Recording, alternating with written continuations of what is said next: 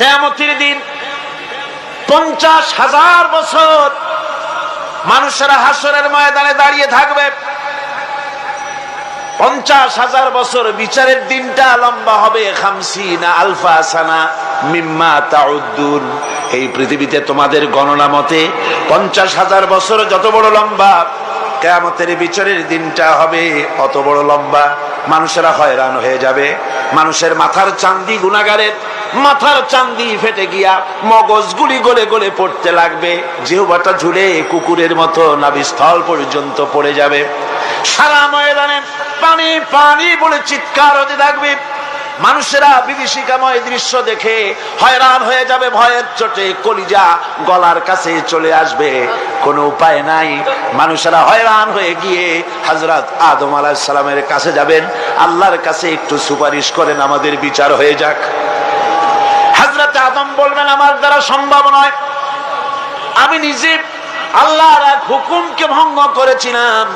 জানি না আল্লাহ রাব্বুল আলামিন আমার সাথে আজকে কি ব্যবহার করেন।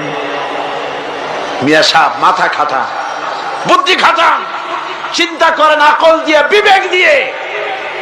আবাল বাশার আদম আলাইহিস সালাম আল্লাহর দরবারে কথা বলতে সাহস পাবেন না। বলবেন নূহের কাছে যাও। নূহ আলাইহিস সালাম বলবেন, আমি পারবো না। ইব্রাহিমের কাছে চলে যাও। ইব্রাহিম আলাইহিস সালাম বলবেন, আমিও পারবো না। সকলে এক এক অজুহাত দিবেন।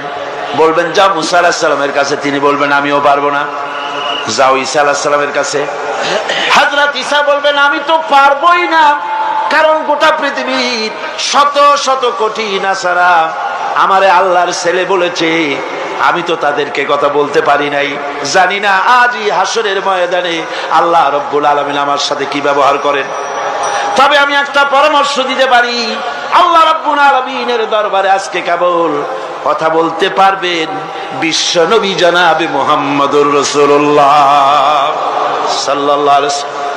হাসরবাসীরা তার কাছে যাবেন। নবীজি মাকামে মাহমুদে আল্লাহর দরবারে সেজদায় পড়ে যাবেন। এই সেজদায় কত কাল চলে যাবে আল্লাহ পাক ভালো জানেন।